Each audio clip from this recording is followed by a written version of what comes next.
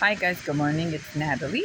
Hope you guys are doing well. I wanted to do a video continuation regarding the hair covering. So, one of the things you have to understand is that hair covering in the Torah and the Jewish law is a statement. Just like a woman who gets engaged and married wears a ring to represent that she is engaged and has a partner.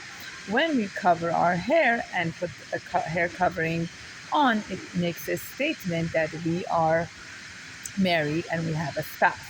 So we also learn about this story from from the Torah, from the story of Sotah. If a husband assumes that his wife had an affair, that she uncovers her hair, and there's a whole process that goes through. So one of the things we have to remember, there's nowhere in the hair covering thought system that it says that you're not allowed to kind of like do what you need to do to take care of your hair at home, especially for yourself and in front of your husband. The maintenance, the self-care, making sure you look presentable and nice.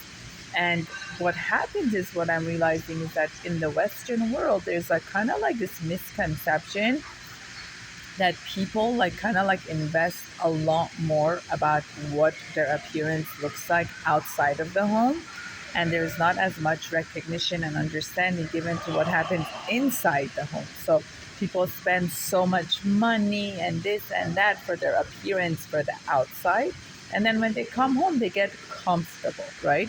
But it doesn't really work like that, because for men especially, like, doesn't matter, husband, whoever, like men by nature are very into like appearance and looks and things like that. So you miss the point when you focus so much about your hair covering for the outside of the home, and you do not care and take care of yourself and your hair for inside the home.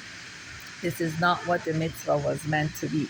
The mitzvah of hair covering was simply there to represent the fact that you are married. So you put something on your hair to make sure that everyone knows you are separated than the single girls, and there's a Kabbalistic mystical energy to your hair. So when it's exposed, it has those attractions to it, and making sure that you look presentable, beautiful for yourself at home. It is essential. It is essential, essential. I cannot emphasize enough. Many women forget that. They get so caught up in their hair covering and what they look like outside of the home, and they forget that ultimately the person you're living with is your spouse inside of the home. So whether it's like making sure to do what you need to do for your own hair at home, whether it's coloring it, making sure you condition it, getting a haircut. Don't ever get into this mindset of who cares, nobody sees it. First of all, you are a body. You look at yourself, you see yourself in the mirror. Your children see you, your spouse sees you.